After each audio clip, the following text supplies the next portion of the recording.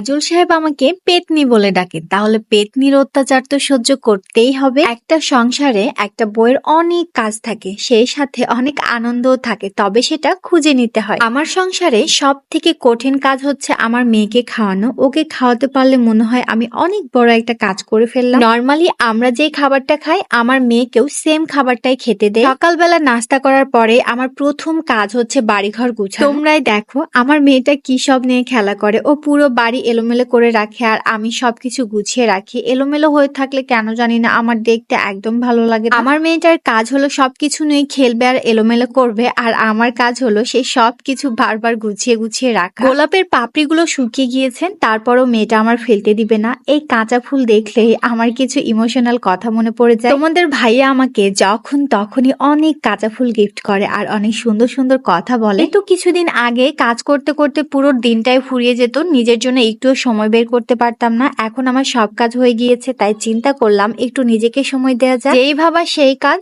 আমি চলে এসেছি চায়ের কাপ নিয়ে। তোমরা কি মনে করছো এর মধ্যে চা আছে?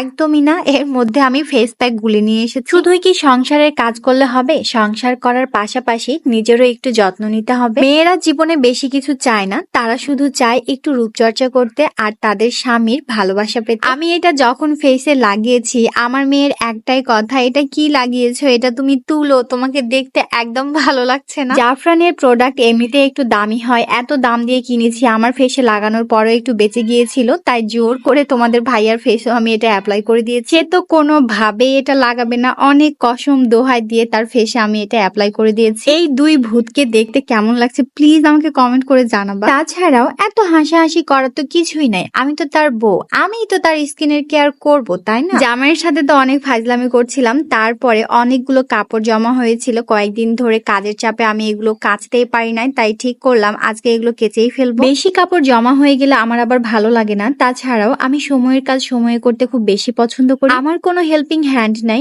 আমার সংসারের যাবতীয় কাজ আমি নিজের হাতে করি আর খুব যত্ন নিয়ে করি। তাহলে আর কার জন্য ফেলে রাখবো বলো? শেষে তো আমাকেই করতে হবে। আমি কাজের ফাঁকে ফাঁকে এইভাবে নিজের যত্ন নেই। তারপরে চলে আসলাম দুপুরের জন্য রান্না বান্না করতে। কয়েকদিন ধরে মাছ মাংসের উপরে আছি, তাই চিন্তা করলাম আজকে শুধু নিরামিষ রান্না করব। আলু করলা দিয়ে চচ্চড়ি রান্না করেছিলাম আর ডিম দিয়ে লাউ রান্না করেছি। তোমাদের ভাইয়া আলু করলা চচ্চড়ি আর আমি ডিম দিয়ে লাউ খেতে বেশি পছন্দ করি, তাই দুজনেরই পছন্দের খাবার রান্না করলাম। রান্না বান্না করার কাজটা শেষ করতে পারলে অনেক রিল্যাক্স ফিল হয়। এখন আমি একটা ময়শ্চারাইজার ফেসে অ্যাপ্লাই করছি, এটা হচ্ছে আমার নিত্যদিনের সঙ্গী। তো এই তো আজকের ভিডিওটা এ পর্যন্তই, কালকে আবার দেখা হবে। সবাইকে আল্লাহ হাফেজ।